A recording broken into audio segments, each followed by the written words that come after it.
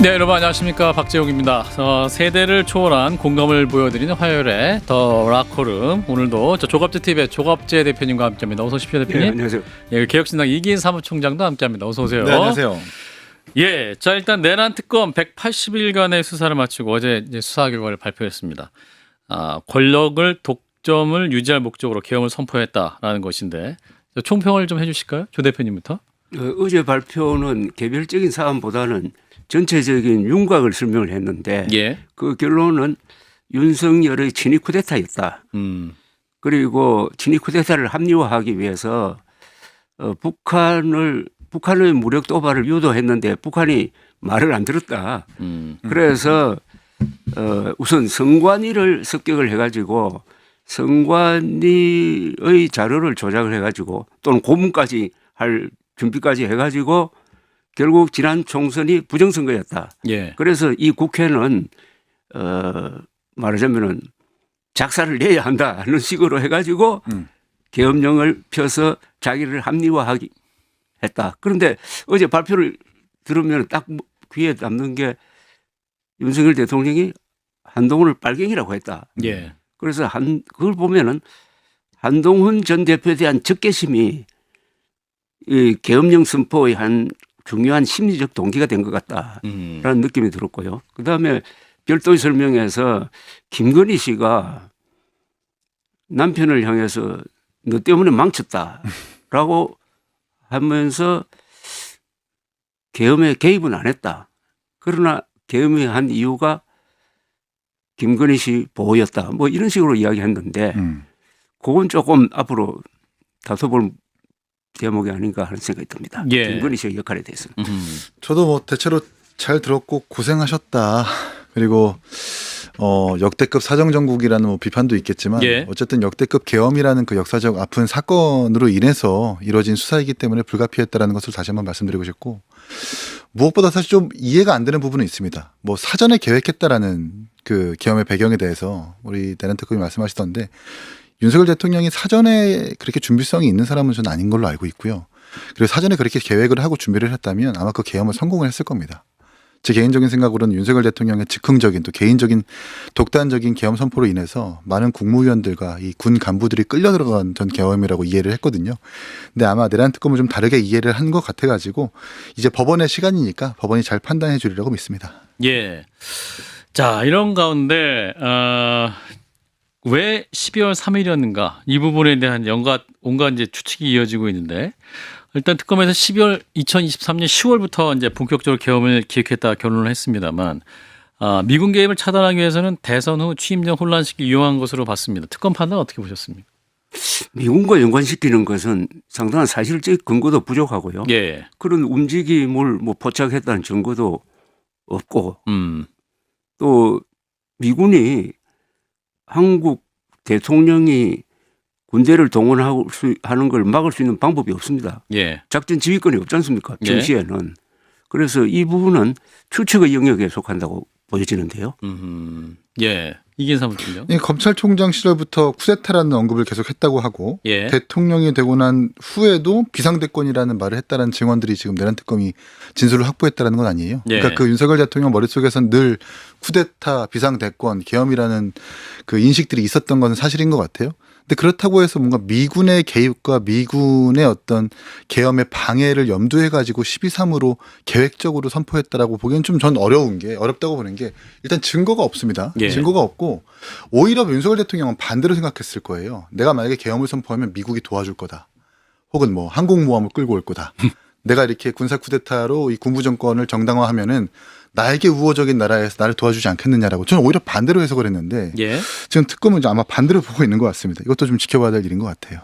자, 김건희 씨 얘기인데요. 사실은 이제 계엄의 가장 중요한 요인 중 하나다, 동기는 됐을 거다, 이 정도로 얘기를 했는데, 사실은 김건희 씨를 부의제로로 언급하는 설도 많았고, 실제로 이제 이후에 법무부 장관에게 문자를 보냈다든지 여러 가지 역할을 보면 국정에도 뭔가 깊숙이 개입했던 정황이 많이 있었기 때문에 과연 이게 계엄의 영향이 정말 없었던 것이냐, 이 부분 아까 조 대표님도 더 짚어볼 부분이 있을 것 같아 말씀하셨는데. 예.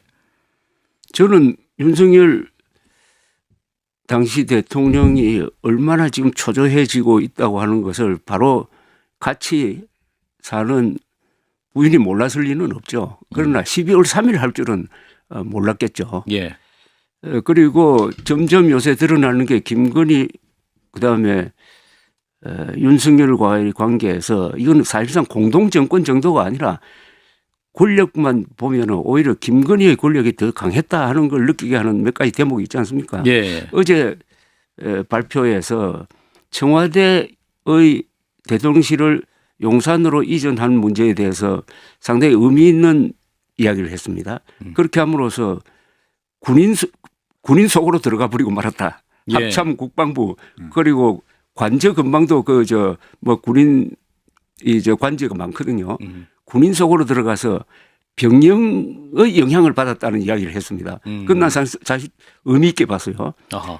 이 공간이 의식을 지배한다는 말은 윤석열 씨가 한 말인데 딱 그대로 너무나 군인적인 사람이 되었어요. 군대 안 간 사람이. 예. 그럼 누가 청와대 대통령실을 용산으로 이전하려고 했느냐에 대해서 요새 언론이 상당히 보도를 많이 하고 있습니다. 종합하면은 윤석열 대통령도 하도 말리는 사람이 많고 자기가 딱 가보니까 여기는 내가 일할 때가 아니라고 했답니다. 해가지고 안심을 했다는 거예요.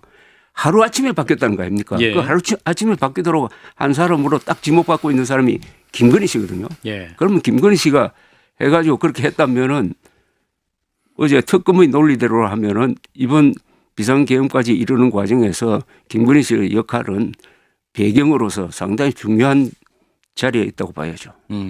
뭐 미쳤냐 아무도 모르게 이런 짓을 하냐 본인이 생각한 계획이 많았는데 계엄을 선포해서 모든 게 망가졌다라는 취지의 진술이라고 하는데 이 진술만 보면 진짜 김건희 여사는 몰랐던 것 같아요. 계엄을 직접적으로 선포하는 그 과정에서 너 때문에 망했다. 네, 인지하지는 않은 것 같은데 근데 저는 계획이 많았는데 라는 그 말이 되게 주목이 됩니다. 영부인이 가질 수 있는 계획이라는 게 뭘까? 지금 이제 김건희 특검에서 드러나고 있는 것은 금거부기를 받는다든지 그림을 받는다든지 여기저기 국정에 개입했다는 흔적들이 지금 있는 거잖아요. 예. 그렇다고 한다면 계엄이 선포되지 않았다면 윤석열 대통령의 임기가 끝까지 보장이 됐을 때 본인이 생각하는 여러 가지 청탁이나 로비 그리고 본인들이 가진 계획들을 계속해서 함구하고 있었던 것 같은데 계획하고 있었던 것 같은데 그 계엄 때문에 자신의 진로나 어떤 일정들이 중단됐다라고 좀 해석이 되거든요. 예. 그런 점에서 봤을 때 계엄은 몰랐습니다만 김건희 여사 나름의 어떤 계획이 있었던 것은 아니냐라는 생각이 들고 제가 좀 놀랐던 것은 이 말이 그러니까 너 때문에 망쳤다라는 이 말이 바깥으로 나올 수 있었던 것은 제3자가 있는 상황에서 김건희 여사가 그렇게 말을 할 수 있었기 때문에 지금 공개된 것 아닙니까? 행정관이든 공개된 자리에서 대통령한테 야, 너 할 수 있는 사람이라는 거 우리가 알 수 있는 것이기 때문에 지금까지 국정 운영에서 김건희 여사가 대통령에게 어떻게 대했을지도 우리가 추측과 짐작이 가능하다. 말씀드리고 싶어요. 그런데 예. 너라고 했느냐 당신이라고 했느냐. 예.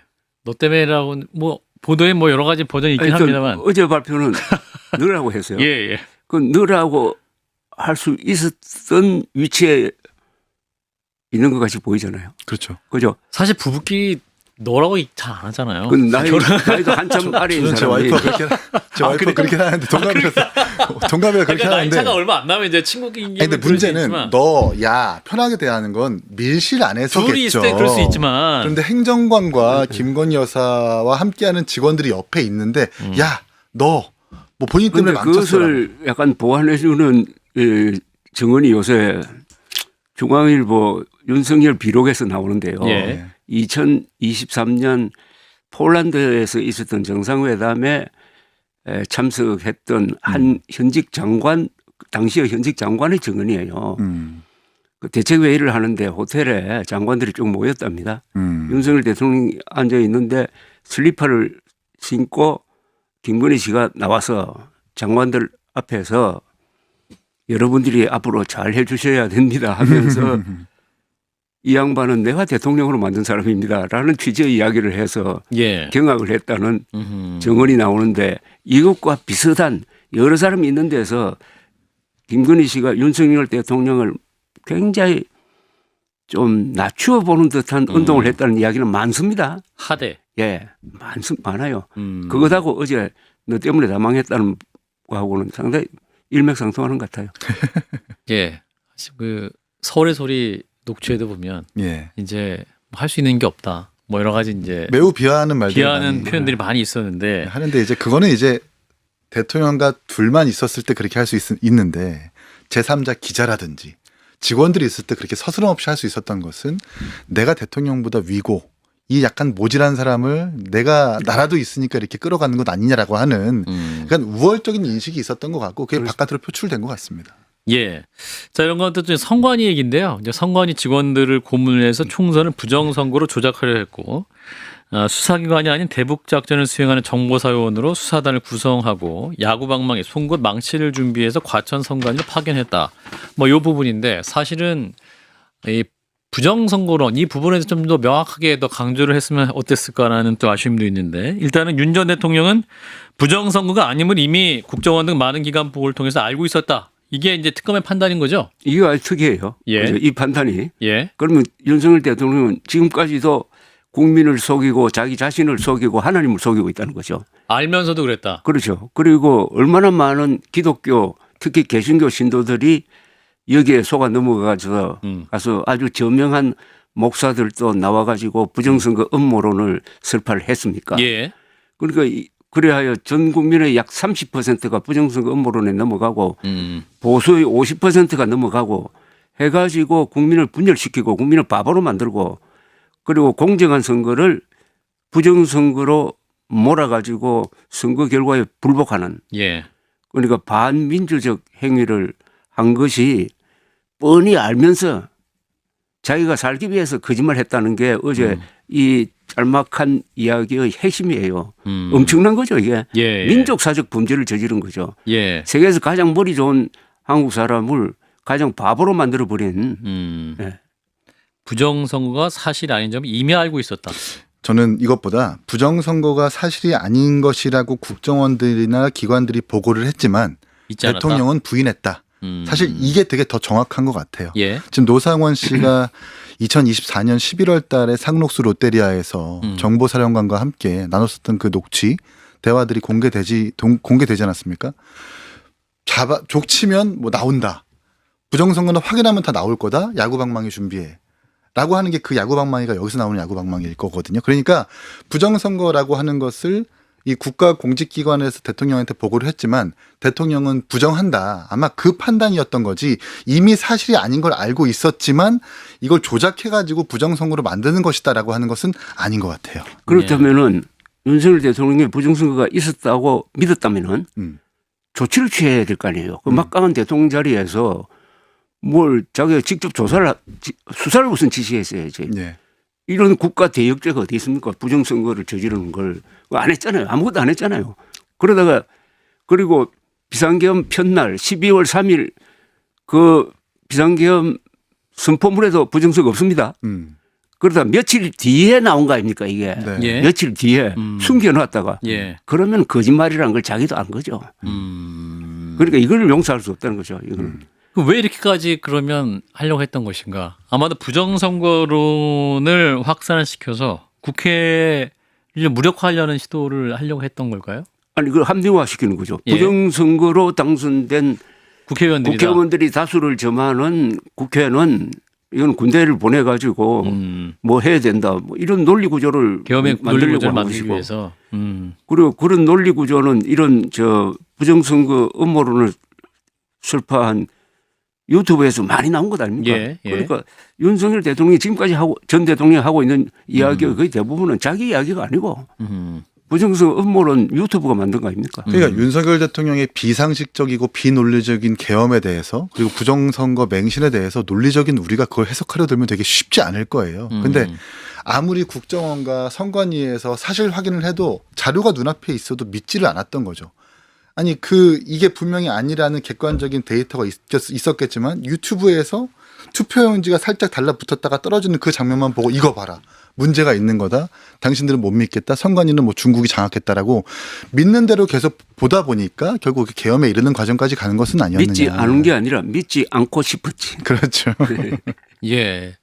확증 편향이죠. 그렇죠. 예, 본인이 믿고 싶은 거 믿었던 그런 부분인데, 자 이런 상황에서 이제 민주당에서는 아직 특검이 규명의 여기 산더미다. 2차 특검을 해야 된다. 2차 종합 특검 얘기도 나오고 있습니다만. 자, 이 부분은 어떻게 보시는지 이긴삼 총장님 말씀해 주시죠. 이제 그만했으면 좋겠습니다. 네, 6개월 특검했고 예. 또 검사 파견된 검사 수만 114명에 달하고 음. 동원된 이제 수사관만 지금 600명 정도 달해서 음. 사실상 역대 최대 메머드급의 특검이었던 건 맞잖아요. 예. 여기서 6개월 더 연장을 하게 되면 1년 동안 이 대한민국을 사정정국으로 만들겠다라는 건데 물론 뭐 진실을 규명하겠다는 취지는 멈춰서는 안 돼요. 경찰에 넘겨가지고 수사가 계속 이어져야 된다고 저는 생각을 합니다.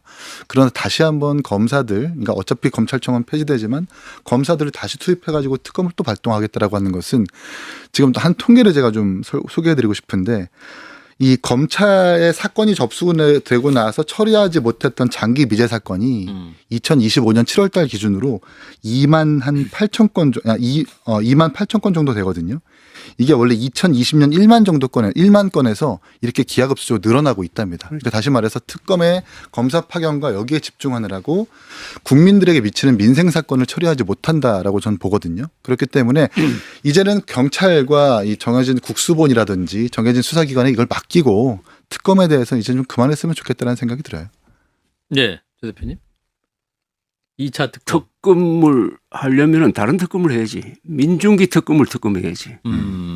그러니까 통일교 게이트를 특검을 하고 동시에 그 특검하는 범위 안에 예. 민중기 특검이 왜 지난 8월에 이 로비 또는 이 금품 제공 진술을 받고도 묵혔느냐.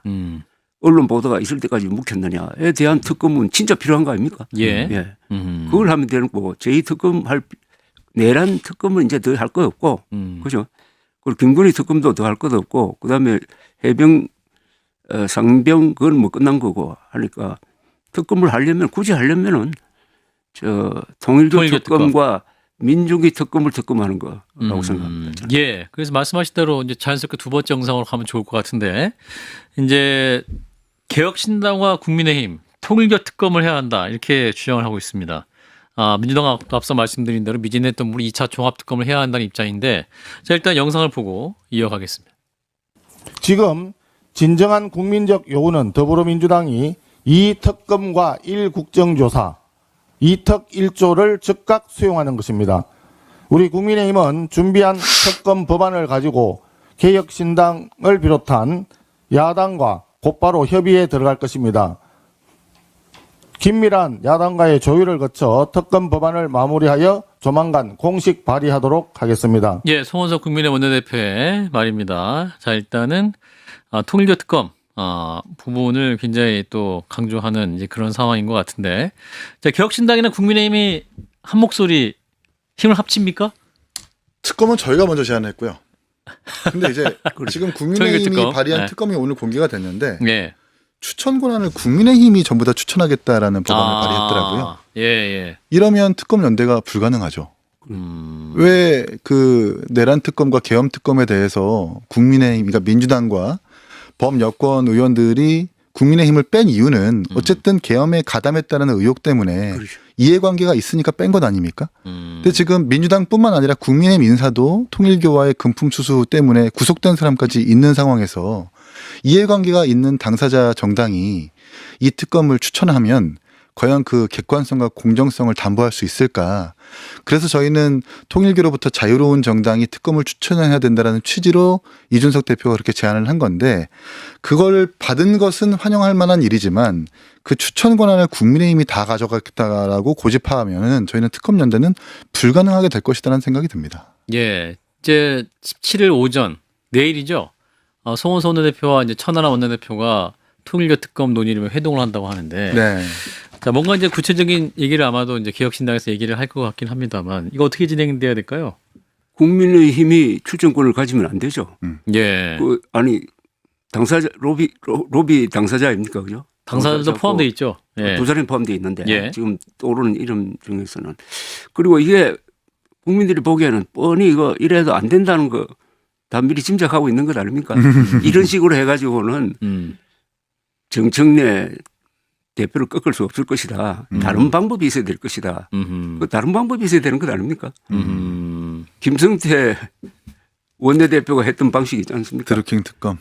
드루킹 그러니까 목숨을 걸고 단식 투쟁을 해가지고 단식하는데 이런 경우는 너무 크니까 아하. 단식을 국민의힘 지도부 한 10명이 하고 그중에 5명 정도는 병원에 실려가고 그중에 한 사람은 중태에 빠지고 하는 사태를 각오하지 않으면은 정말 사직생의 각오로 특검을 그렇죠. 아니 이 장동혁 대표는 말만 하면은 목숨 걸고 지금 하겠다고 목숨 한번 걸어 봐야 민심이 통할 것이고 아니 제일 얌전했던 황교안 전 대표도 미래통합당 시절에 그때는 삭발하죠. 자유한국당입니다. 자유한국당이었어요. 시절에 그 음동설 안에 삭발하고 한 열흘 동안 예.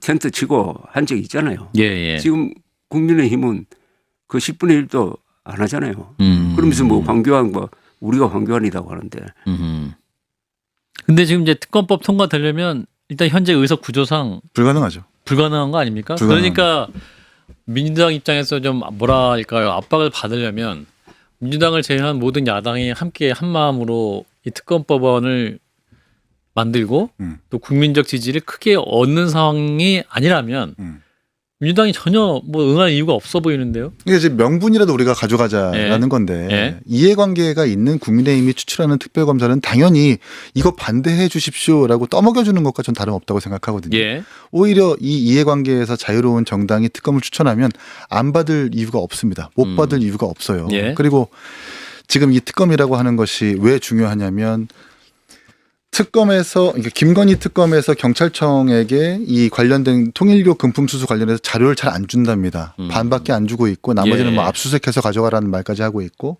검찰청도 폐지가 되고 또 항소포기 이슈 때도 봤듯이 어쨌든 집권 여당한테 쓴소리를 했었던 검사들은 좌천되거나 강등했잖아요. 이런 상황에서 또 행안부 소속의 경찰이 그렇게 공정하게 수사를 할 거라고 저는 기대하지 않거든요. 예. 이런 상황이야말로 특검이 필요한데 그럴 거라면 어차피 의석 구조상 안 되는 것은 우리가 짐작할 수 있으니까 거부하지 못하게끔 명분이라도 가져가자. 그래서 자유롭게 우리 개혁신당이 추천을 하고 국민의힘에서 의석수로 받쳐줘라. 이런 뜻에서 우리가 제안을 하고 받은 건데 갑자기 뭔가 뜻이 바뀌었습니다. 예. 국민의힘이 추천해서 이 특검을 이끌어가겠다. 라고 하는 것은 오히려 권성동 의원을 비롯한 지금 통일교에 연루되어 있는 어떤 국민의힘 인사들에서 유리하게 특검을 이끌어가려고 하는 건 아니냐는 의심을 충분히 할 수 있는 거잖아요. 예. 이런 부분은 좀 바람직하지 않다라고 지적하고 싶습니다. 자, 그런데 이제 통일교 관련해서 이 통일교 게이트가 되는데 민주당 인사뿐만 아니라 국민의힘 인사들도 굉장히 많이 지금 연루가 된 것 같고 무엇보다 뭐 금품이 오갔다기보다도 이 통일교 행사에 굉장히 많이 간 것 같아요. 이게 여야를 막론하고. 그렇죠.